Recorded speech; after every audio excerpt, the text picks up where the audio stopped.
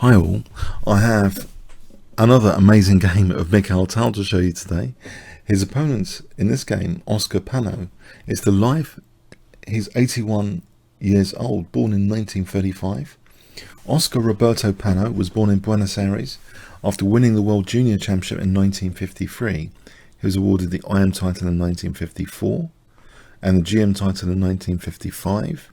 He became a candidate in 1956. And has been Argentine champion in 1953, 75 shared with Miguel Najdorf, and 1985 Pan American champion at Bogota 1958, four-time South American champion at Mar del Plata 1954, Rio de Janeiro 1957, Rio Hondo 1966, jointly in Mar del Plata 1969. So a fantastic player in his own right. Check out Wiki for more details. Let's have a look at this game. Mikhail Tal playing white. This is round 17, the Portoroz Interzonal. Panno responds with the WhiteElo pass. We go into a pretty standard WhiteElo pass so far. After castles h3, one of the many choices, pretty standard choices, knight d7. And this is a favourite of Kaz. The knight is often transferring to the queen side. So knight f d7 there. Okay. Bishop e3. And then this is slightly unusual as far as chess-based live book is concerned. Usually games flow a bit like this. With knight bd2, the knight transfers to g3. That's pretty standard flow of a game like this. So a lot of games, even in that line. But bishop e3 is slightly unusual. Black responds by taking on d4, and now knight a5. So we've got quite aggressive knights here. Both of them. This one's come quite a long way as well to the queen side. Now c5. That c4 square is interesting for black as well. Black's trying to tempt white to fix his pawns on light squares to potentially get bishop f6, and it'll be quite nasty after that. But here we have a refusal to do that. Instead, white, instead of putting his pawns on light squares, actually ventures e5, trying to cause black some problems on light squares, particularly like h7 later. This bishop's already liberated with e5. Another alternative, pretty standard, would be b3. That's pretty safe. b3 just to deprive the knights of the c4 square. So we have e5. It's slightly on the risky side. D takes, and now knight takes. You might think it feels a little bit as though it might be a little bit overextended. We have knight bc4 challenging that central knight. Queen d3 threatening a mate in one. Okay, f5 parries that. Bishop b3 pinning that knight.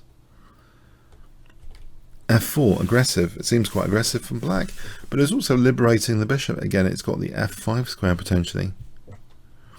An alternative on bishop e6. This position is okay for white. So okay, f4. We have bishop d2. Knight takes. Now things get really interesting after this. Knight takes. Okay, things get a bit wild actually. Yeah, very. Can you guess what white plays here? It doesn't necessarily have to do the obvious. What would you play with white in this position if I give you 5 seconds? Okay. Instead of capturing here, knight c6 was played. If we do capture here, say like this, bishop f6 is okay. A takes, black's better. Knight takes, black's just better in this position. If white has to give up the exchange to avoid the center pawn, it's just not very good. Or black can just do this. Black's just better there. So knight c6 is ventured. But black, Oscar Panno, you know, he's a great player as well. Does he have to do the obvious, like move his queen, or is it, what can he do here? I mean, the queen and bishop, yes, this will be check as well. So can you guess what black plays in this position? Which is, yeah, a pretty resourceful move as well. Black to play, if I give you 5 seconds.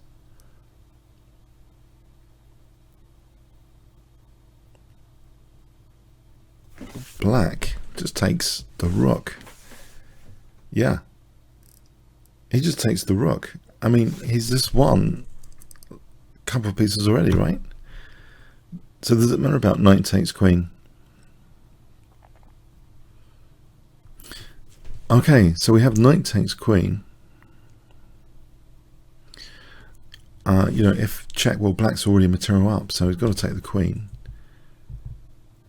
Now we have bishop f5. Looks to be gaining an important tempo. Is this too much material for black? Because also, hang on a sec, it's on the knight. So if the white rook's going to take the bishop, isn't the bishop going to take here? I think we're going to do a stock control soon of how many pieces for the queen.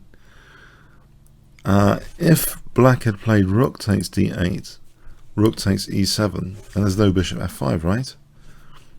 So bishop f5 is important, while the rook is supporting that to play it now. Okay, we have queen f3 hitting the rook, it seems. So rook a takes d8, but now isn't this rook just defending b1? Isn't the poor b1 knight, which hasn't moved all game, about to be taken, executed on its starting square? Poor thing. Rook takes e7, yes, it is. Bishop takes b1. And I don't know about you guys, but for me, this is another Tate Modern entry. If there was ever a chess exhibition of chess positions, this is just very strange if you look at this. The imbalance here has quite a lot of material for the queen. You know, if we factor out rook and bishop, the queen is against rook and 2 knights. And, okay, pawn situation. It's fairly even, 6 pawns each. But there's a rook on the 7th. Yes, that's potentially dangerous. But a bit of a strange position. And, of course, the bishop's attacked. So, what to do here? Well, we have actually the move bishop takes f4. If bishop e1, knight c2, this is just too much, surely. This is just too much. The queen's been left on its own. But white is actually better there, actually. Still, white's technically okay there. So bishop e1 is like, it was a plausible move in this position, believe it or not. It seems to be a plausible move. But okay, bishop takes f4. Rook takes d4. And here, yeah, I want to show you some interesting analysis here. Yeah, because there is a kind of debate about this game. And it's really complicated, this imbalance, clearly. Now, the move that Mikhail Tal played was queen g4, and it seems pretty direct, threatening mate, and causing the bishop to go to g6. But actually, it seems, from the perspective of Houdini running on an i7, strong hardware, modern hardware, it seems as though in this position, g3, it leads to an advantage technically for white in virtually all variations. g3. This seems to be, I'm just saying this as a test to me that actually white's position is pretty good here, technically. I just want to demonstrate some of them. First of all, one of the more spectacular ones is bishop g6. believe it or not, with bishop g6, that would have been useful for the king. We have a fascinating line here. Can you see what white can play in this position? And it's actually like crushing for white. This is actually crushing for white. This line. If I give you 5 seconds here. Okay, rook takes g7. This is nearly +5. I know it's like, isn't white -5 pieces? Why is this +5? I'll show you. Check. You see the king can't use g6. So it ends up black gets both rooks knocked off the board because the king is going onto unfortunate squares where it's just lost now for black. So g3 has a lot of venom in this position. And that's just one sample to get you in the mood. Okay, let's look at another idea. Knight d6, queen g4 now. This position is okay for white. Yeah, because there's dangers like rook e1, you know, to skewer these guys. Okay, let me show you something else now. Okay, knight 24, knight c2. So after g3, say 24 g3, knight c2, queen g4 threatening mate. Check. And after doing a sanity check, yes, queen takes d1 is strong, but this is actually a forced mate here for white instead with king h2. It's actually forcing a mate because note the bishop's now blocked from g7. So there's another finesse about king safety. These variations are generating some ideas about king safety. Yeah, white's just mating black here by force, that's why. So a lot of things actually just fell horrifically after the move g3, believe it or not. So on move 24, quite a lot of things fell. Bishop f5, b3. This is complicated, but you see this fork. This is dangerous. This position here is very good for white. Okay, I think we get a gist that actually, you know, g3 is a very interesting move, and it shows that white's actually okay technically. So Tal plays queen g4. We have bishop g6 defending that mate. Now check. Queen f5. Now knight c2. Black's trying to get his pieces out. And here, yeah, things are again mega complicated. b3 was played. You might think, hold on a sec, why not queen takes c2? Well, f4's hanging, so that's probably the simple reason, basically. So here b3 was played, bishop g6, attacking the queen 2 ways. Now guess what Tal plays in this position if I give you 5 seconds.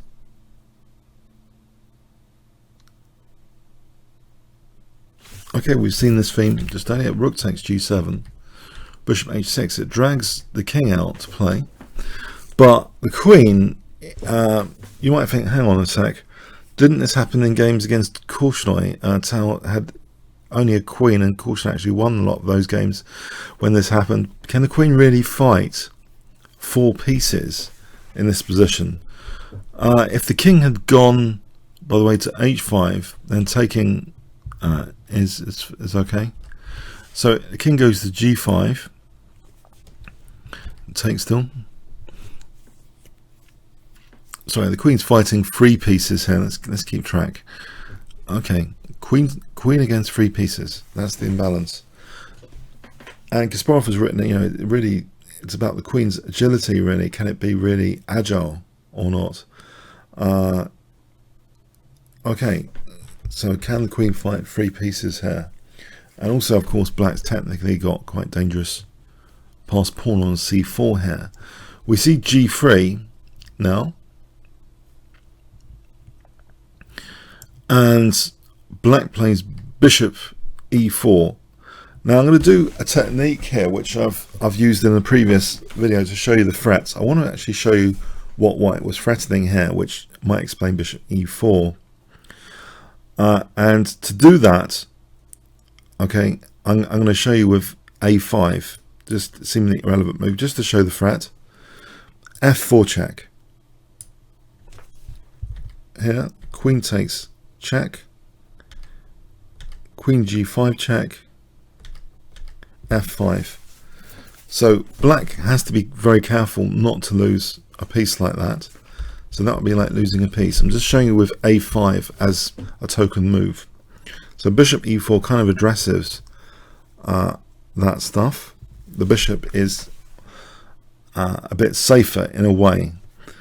Okay, so we have h4 check now. Here. King h2. And our bishop f5. And again, I just want to show you what's going on here. Why did black play bishop f5? Let's go with a5 just to show.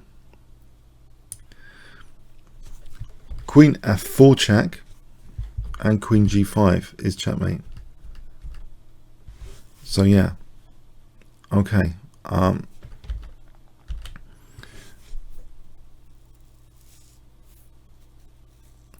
Because otherwise, you know, queen f4 check here, actually black doesn't get mated, but actually plays king h3, and yeah, white is in severe trouble here. This king is actually quite an aggressive king. Rook d1 is threatened. It's pretty nasty actually. So king h2 was kind of necessary defensively as well as threaten a mate in 2. So we have bishop f5. Queen f6, and now h6 is played. Again, I'm going to show you the threat. If a5 check, and we just take the bishop off simply, and we can take here, and this is no good for black, just losing 2 pieces there. So yeah, that has to be stopped clearly. So h6, depriving the g5 square. Queen e5. We have rook e4. What's the threat here? Oh my god, is this queen such a big nuisance? Yes, this is the biggest pain in the arse queen ever. So if you thought your wife was a nag, think about this game. Okay, that's just a little joke, sorry. Okay, so a5, queen e2 check is pretty nasty. Because actually it's not just check, it's checkmate. Ouch. Alright, so rook e4 was played. Queen g7 check. Queen c3 check.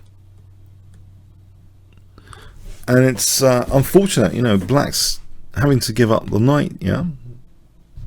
Or put the knight in the way here. But here, Tal is not too keen to take this knight. He actually plays king g1. Doesn't take it immediately. If Tal took it, black can essentially force a draw actually, with, you know, perpetual checks, because the bishop's holding h3. So yeah, we have the move king g1, keeping chances to win alive instead of taking the knight here. We have king g1. Bishop g4 is played. On bishop e6, say h5, this is going to be slightly better for white. This line, it's a long line, yeah. It's slightly better for white. White's got some chances, especially if we can pick off the a pawn later. Which at the moment, yeah, it's unlikely, but it looks unlikely. But yeah, so I mean, it's almost a fortress basically, black's possession. Let's face it. So that's pretty, you know, testament to Panno. He's got a reasonable position. So okay, so f takes e6, h5. Here, if rook takes e3, check. queen f2 check wins the rook. Okay, so h5, queen e1. Now rook takes e3 here. The threat was queen f2 checkmate, by the way. Black has to address that little one. Rook takes e3. And here, this is a curiosity actually at move 41. So apparently, according to a victor at chessgames.com, Dr. Collins, he says, Panno told me he was in terrible time trouble when he made the decisive mistake with 41 rook takes e3. He didn't realise he had already made his 40th, otherwise he would have saved the game with rook e6. Many GMs consider that black should have won this game. Okay, but you know, with modern engine technology, can we have another view on rook e5? Well, yes, we can actually. We can. Here. Sorry, not on rook e5, but on rook e6 because it's protected by the bishop. There's the move e4 apparently. So e4 is actually pretty good here. Now if rook takes e4, then there's checkmate. So say black plays rook d6, e5, rook c6, king h2 threatens queen h1 check here. So it looks as though black's fortress is not entirely reliable. This position is getting a bit tricky. For example, like this, it's getting tricky. If white's winning that a pawn, white's a bit better. So I think the verdict's not entirely convincing here. That black should have been able to save this position.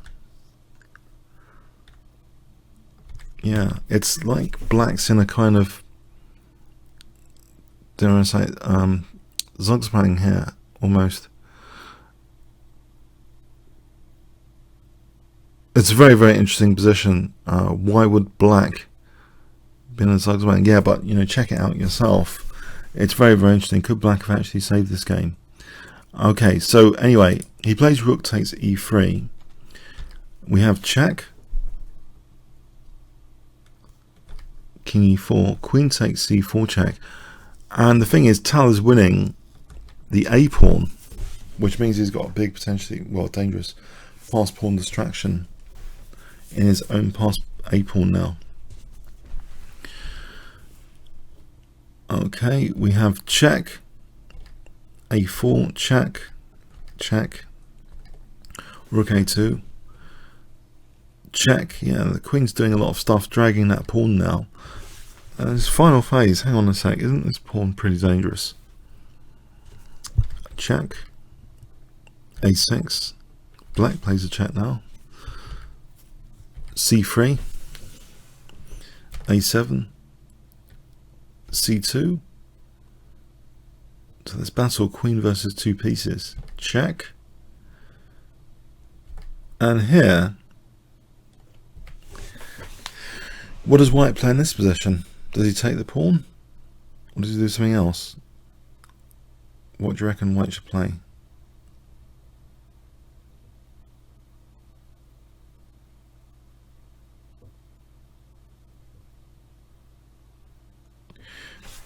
Okay, queen d3 check, and actually the game ended here. Black resigned in this position.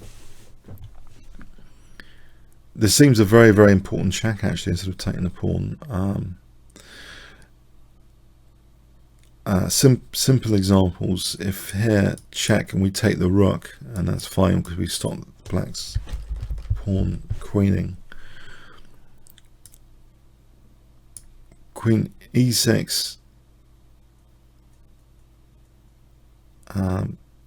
Basically in all lines, it seems as though black is in trouble here. Queen c4 check.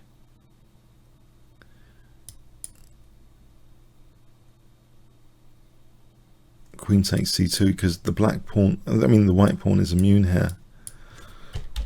So yeah, it's just gone here, and all the lines after queen d3. If here, yeah, queen takes c2 as mentioned, queen c5 kind of thing. So if king e6,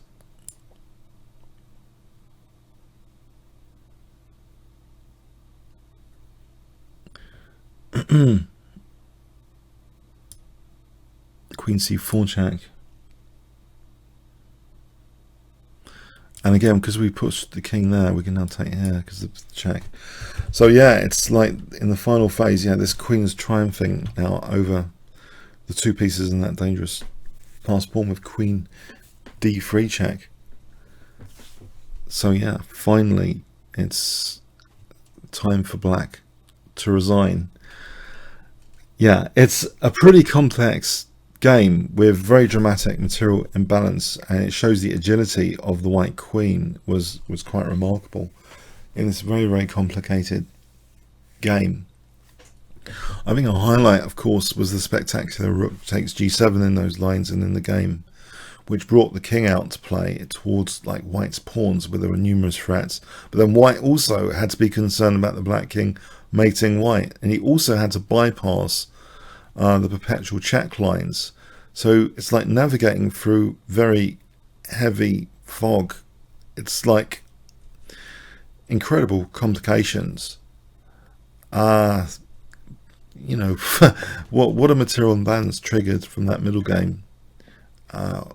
Yeah, when black sacked the queen, you know, he already munched a1 and he munched his b1, so we have that very dramatic position setting up a very dramatic imbalance.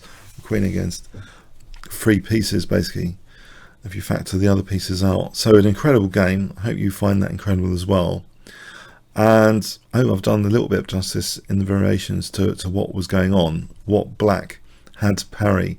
This idea of relentless pressure is something we're losing in the modern age, because we always think about engine evaluation and not how easy the position is to play.